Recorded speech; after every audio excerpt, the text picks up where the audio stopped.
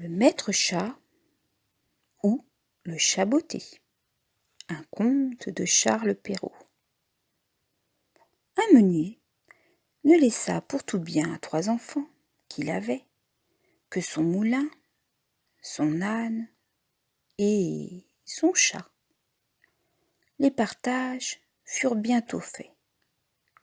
Ni le notaire, ni le procureur, n'y furent point appelés. Ils auraient eu bientôt mangé tout le pauvre patrimoine. L'aîné eut le moulin. Le second eut l'âne. Et le plus jeune n'eut que le chat. Ce dernier ne pouvait se consoler d'avoir un si pauvre lot. Mes frères, disait-il, pourront gagner leur vie honnêtement en se mettant ensemble. Pour moi, lorsque j'aurai mangé mon chat et que je me serai fait un manchon de sa peau, il faudra que je meure de faim. Le chat, qui entendait ce discours, mais qui n'en fit pas semblant, lui dit d'un air posé et sérieux: « Ne vous affligez point, mon maître. Vous n'avez qu'à me donner un sac et me faire une paire de bottes pour aller dans les broussailles. Et vous verrez que vous n'êtes pas si mal partagé que vous croyez. » Quoique le maître du chat ne fit pas grand fond là-dessus, il lui avait vu faire tant de tours de souplesse pour prendre des rats et des souris, comme quand il se pendait par les pieds ou qu'il se cachait dans la farine pour faire le mort, qu'il ne désespéra pas d'en être secouru dans sa misère. Lorsque le chat eut ce qu'il avait demandé, il se botta bravement et, mettant son sac à son cou, il en prit les cordons avec ses 2 pattes de devant et s'en alla dans une garenne où il y avait grand nombre de lapins. Il mit du son et des lacerons dans son sac, et s'étendant comme s'il eût été mort, attendit que quelque jeune lapin, peu instruit encore des ruses de ce monde, vint se fourrer dans son sac pour manger ce qu'il y avait mis. À peine fut-il couché qu'il eut contentement. Un jeune étourdi de lapin entra dans son sac, et le maître chat, tirant aussitôt les cordons, le prit et le tua sans miséricorde. Tout glorieux de sa proie, il s'en alla chez le roi et demanda à lui parler. On le fit monter à l'appartement de sa majesté, où, étant entré, il fit une grande révérence au roi et lui dit: « Voilà, sire, un lapin de Garenne, que Monsieur le marquis de Carabas, c'était le nom qu'il lui prit tant gré de donner à son maître, m'a chargé de vous présenter de sa part. » « Dites à ton maître, répondit le roi, que je le remercie et qu'il me fait plaisir. » Une autre fois, il alla se cacher dans un blé, tenant toujours son sac ouvert, et lorsque 2 perdrix y furent entrés, il tira les cordons et les prit tous 2. Il alla ensuite les présenter au roi, comme il avait fait le lapin de Garenne. Le roi reçut encore avec plaisir les 2 perdrix et lui fit donner pour boire. Le chat continua ainsi pendant 2 ou 3 mois à porter de temps en temps au roi du gibier de la chasse de son maître.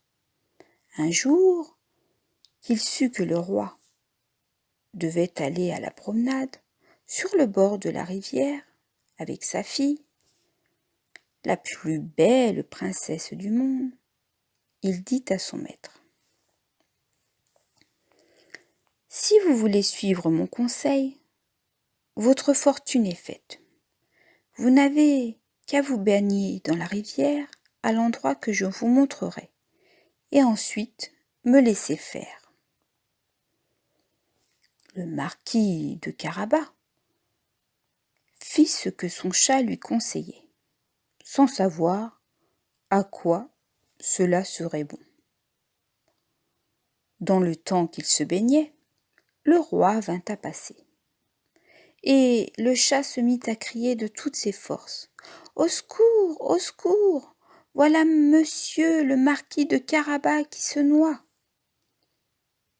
À ce cri, le roi mit la tête à la portière et, reconnaissant le chat qui lui avait apporté tant de fois du gibier, il ordonna à ses gardes qu'on allât vite au secours de monsieur le marquis de Carabas.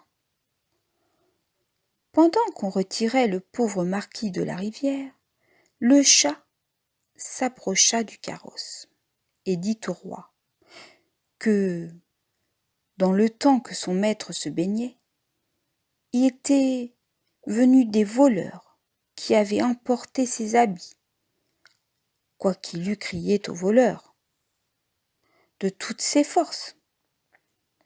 Le drôle les avait cachés sous une grosse pierre. Le roi ordonna aussitôt aux officiers de sa garde-robe d'aller quérir un de ses plus beaux habits pour monsieur le marquis de Carabas. Le roi lui fit 1000 caresses et, comme les beaux habits qu'on venait de lui donner relevaient de sa bonne mine, car il était beau et bien fait de sa personne, la fille du roi le trouva fort à son gré, et le comte de Carabas ne lui eut pas jeté 2 ou 3 regards fort respectueux et un peu tendres, qu'elle en devint amoureuse à la folie. Le roi voulut qu'il montât dans son carrosse et qu'il fût de la promenade. Le chat, ravi de voir que son dessein commençait à réussir, prit les devants et, ayant rencontré des paysans qui fauchaient un pré, il leur dit: « Bonnes gens qui fauchez, si vous ne dites au roi que le pré que vous fauchez appartient à monsieur le marquis de Carabas, vous serez tous hachés menu, comme chair à pâté. » Le roi ne manqua pas à demander au faucheur à qui était ce pré qu'il fauchait. « C'est à monsieur le marquis de Carabas, dirent-ils tous ensemble, car la menace du chat leur avait fait peur. « Vous avez là un bel héritage, dit le roi au marquis de Carabas. « Vous voyez, sire, répondit le marquis, c'est un pré qui n'en manque point de rapporter abondamment toutes les années. » Le maître chat, qui allait toujours devant, rencontra des moissonneurs et leur dit: « Bonnes gens qui moissonnez, si vous ne dites que tous ces blés appartiennent à monsieur le marquis de Carabas, vous serez tous hachés menus, comme chair à pâté. » Le roi, qui passa un moment après, voulut savoir à qui appartenaient tous les blés qu'il voyait. « C'est à monsieur le marquis de Carabas, répondirent les moissonneurs. Et le roi s'en réjouit, encore avec le marquis. Le chat, qui allait devant le carrosse, disait toujours la même chose à tous ceux qu'il rencontrait, et le roi était étonné des grands biens de monsieur le marquis de Carabas.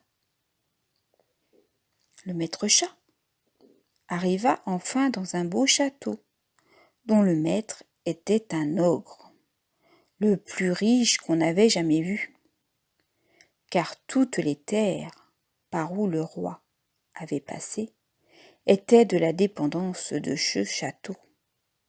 Le chat, qui eut soin de s'informer qui était cet ogre et ce qu'il savait faire, demanda à lui parler, disant qu'il n'avait pas voulu passer si près de son château sans avoir l'honneur de lui faire la révérence.